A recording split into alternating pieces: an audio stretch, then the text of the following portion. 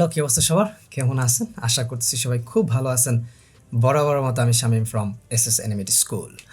So আজকে আমাদের ব্লেন্ডারের 4th video, 3rd ভিডিওতে আমরা একটি ক্ষুদ্র মডেল করেছিলাম। সেখানে আমরা অবজেক্ট মোড এবং এডিট মোড সম্পর্কে জানার চেষ্টা করেছি।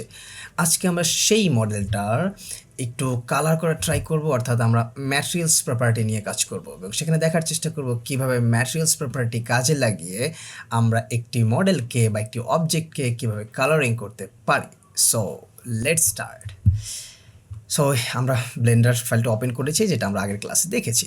সো এই মডেলটা আমরা করেছিলাম আগের ক্লাসে। সো আজকে আমরা যে কাজটা করব সেটা হচ্ছে এইটাকে আমরা একটু কালার করা ট্রাই করব, অর্থাৎ রিয়েলিস্টিক করা ট্রাই করব, যে আমরা রিয়েলি যেই ধরনের অবজেক্ট দেখতে পাই সেখানে যেই ধরনের কালারিং থাকে ওই টাইপের কালার কিভাবে ব্লেন্ডার বা 3D সফটওয়্যারগুলোতে ব্যবহার করা হয় সেটা আজকে আমরা দেখার চেষ্টা করব।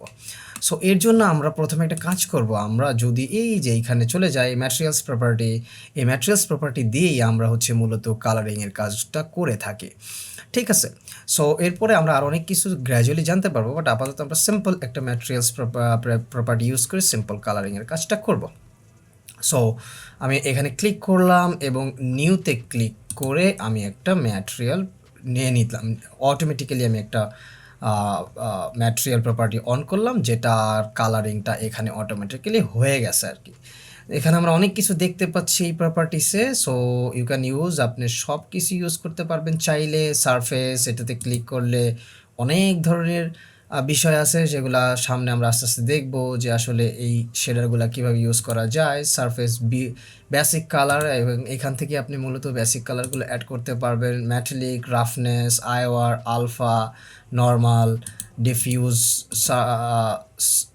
সফট সারফেস, স্পেকিউলার, এগুলো প্রত্যেকটা জিনিস, ট্রান্সমিশন। সো এগুলা আমাদের মডেল করার সময় এই জিনিসগুলা মোটামুটি সবসময় কাজে লাগে। সো সেগুলো আমরা আমাদের মতো করে ভবিষ্যতে ইউজ করার চেষ্টা করব। রাইট নাও আমরা যে জিনিসটা দেখব সেটা হচ্ছে জাস্ট বেসিক কালার কারেকশনগুলো আমরা করার ট্রাই করব। হ্যাঁ, সো আমি এই পুরো মডেলটার উপরে আমি একটা বেসিক কালার দিয়ে দিচ্ছি, যেটাকে আমি অফ হোয়াইট চিন্তা করতেছি, যে একটু হিউ একটু বাড়ায় দিচ্ছি, স্যাচুরেশন একটু কমাচ্ছি এবং ভ্যালুজ একটু কমাচ্ছি, আলফা মানে একটু কমাচ্ছি। হ্যাঁ, গ্রে হয়ে যাচ্ছে, আমরা অতটা গ্রে যাচ্ছি না, এই তো। এবং আমরা ভ্যালুজ আরও বাড়াই দিচ্ছি যাতে একটু হোয়াইট লাগে। ওকে, সো আমরা মোটামুটি এই কালারটা এই অবজেক্টে অটোমেটিক্যালি অ্যাড হয়ে গেছে, বাট রাইট নাও কিছুই দেখতে পাচ্ছি না যে এটাতে কীভাবে কালারটা অ্যাড হইলো। সো এর জন্য আমাদের একটু উপরে যেতে হবে। এইখানে আমরা যেই ভিউপোর্টটায় আসি সেটা হচ্ছে সলিড ভিউপোর্ট, অর্থাৎ এই ভিউপোর্টে আমরা আসলে কোনো ধরনের কালার চেঞ্জ অন্য কিছু দেখতে পাবো না। আমরা জাস্ট যে মডেলটা করেছি সেটাই দেখতে পাবো। এর পাশে আরেকটা ভিউপোর্ট আছে যেটাকে আমরা বলতেছি ম্যাটেরিয়াল প্রিভিউ, অর্থাৎ এই প্রিভিউতে গেলে আমরা এইখানে যে ধরনের কালার বা ম্যাটেরিয়াল অ্যাপ্লাই করেছি সেগুলো আমরা বাস্তবে দেখতে পাবো, এবং আমরা প্রত্যেকটা প্রিভিউ সম্পর্কে সামনে জানবো গ্র্যাজুয়ালি যখন আমরা কাজ করতে যাব। সো আজকে আমরা মোটামুটি ম্যাটেরিয়াল প্রিভিউটি সম্পর্কে একটু জানার চেষ্টা করি এবং ক্লিক করলাম। এই তো আমাদের কালারের যে ভ্যারিয়েশনটা হয়েছে, কালার যে চেঞ্জটা হয়েছে, পরিবর্তনটা হয়েছে, সেটার সাথে সাথে আমরা লক্ষ্য করলাম। দ্যাটস কুল।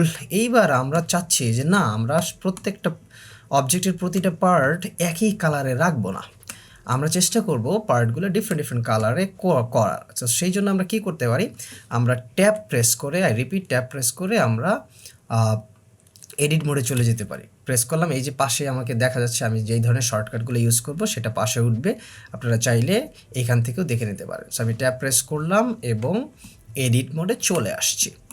এইবার আমি চাচ্ছি যে এই যে তিনটা, এর আমি 3 প্রেস করে ফেস সিলেকশনটা নিয়ে নিলাম এবং কন্ট্রোল প্রেস করে সবগুলাকে আমি সিলেক্ট করলাম। সিলেক্ট করে আমি নতুন এই যে প্লাস আইকনে ক্লিক করে অ্যাড ম্যাটেরিয়াল স্লট, অর্থাৎ আমি প্লাস আইকনে ক্লিক করে নতুন একটা ম্যাটেরিয়াল স্লট অ্যাড করলাম এবং সেখানে নিউ ক্লিক করার সাথে সাথে অটোমেটিক্যালি আমার সব কিছু অ্যাড হয়ে গেছে। এখন আমি জাস্ট এডিট করব, চেঞ্জ করব যে এই কালারটাতে আমি কি করতে চাই।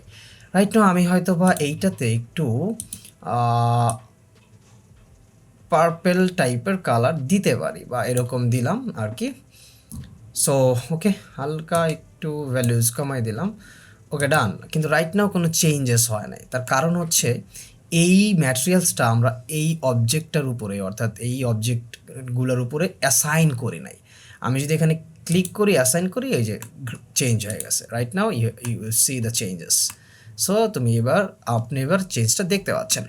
সো আমি চাচ্ছি দিস ওয়ান অ্যান্ড দিস এইটাকে আমি আরেকটা কালার দিতে চাচ্ছি। So click new material slot, new and open material preview, এবং এবার কারেকশন দ্য কালারটাকে আমরা কারেকশন করতে যাচ্ছি এবং এটা একটু হালকা লাইট করতে যাচ্ছি। ওকে, এবং এগেইন অ্যাসাইন করে দিলাম, অ্যাসাইন হয়ে গেল। ডান। সো আমাদের এই কালারটা মোটামুটি ডান। এবার আমরা চাচ্ছি যে নিচের যে আমাদের দেওয়ালটা, অর্থাৎ এইটাকে আমরা একটা ডিফারেন্ট কালার দিতে। So control shift all press করে আমি যদি এটা ক্লিক করি, পুরাটা কি হয়ে গেছে, সিলেক্ট হয়ে গেছে। আবার কন্ট্রোল শিফট অল প্রেস করে এটা ক্লিক করলাম, সিলেক্ট হয়ে গেছে। আমি একটু নিচে যাই, কন্ট্রোল শিফট অল, ওকে, ডান। সো এইবার এইটাতে আমি একটা ডিফারেন্ট কালার দিতে চাচ্ছি। ওকে, নিউ, আমি এইটাতে ওকে, আমি ভ্যালুজ কমাইলাম, আলফা কমিয়ে দিচ্ছি, স্যাচুরেশন আর একটু কমাচ্ছি, হিউটা আর একটু বাড়াচ্ছি। ওকে, সো এইবার আমি অ্যাসাইন করে দিলাম। ডান। আমার কালার ওইটা এখানে অ্যাপ্লাই হয়ে গেছে। এবার আমি দেওয়ালে আরেকটা ডিফারেন্ট কালার অ্যাড করতে চাচ্ছি। So same control shift alt press করে আমি সবগুলো সিলেক্ট করে নিব এবং কন্ট্রোল শিফট অল প্রেস করে এইটা সিলেক্ট করে নিলাম এবং again add material slot, new, change the colour. আমি খুব সম্ভবত কালারটা একটু গ্রিনিশ রাখতে চাচ্ছি। ওকে, ডার্ক গ্রিনিশ করতে চাচ্ছি। ওকে, ডান, এবং হিট অ্যাসাইন। ডান। সো এইবার যদি আমি ট্যাব প্রেস করে অবজেক্ট মোডে চলে আসি, দিস ইজ দ্য থিং।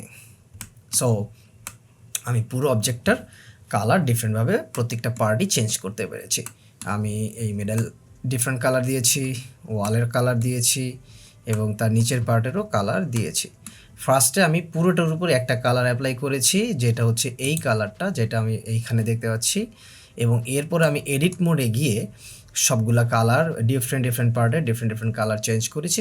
সেটার জন্য আমরা যে কাজটা করেছি, ম্যাটেরিয়াল প্রপার্টিসে গিয়ে আমরা একটা ম্যাটেরিয়াল প্রপার্টিস স্লট অ্যাড করে এবং সেই স্লটগুলোকে এইটাতে সিলেক্ট করে অ্যাসাইন করে দিয়েছি, কালারটা চেঞ্জ হয়ে গেছে। আমি চাইলে এখানে যে কোনো কালার আমি ডিলিটও করে দিতে পারবো।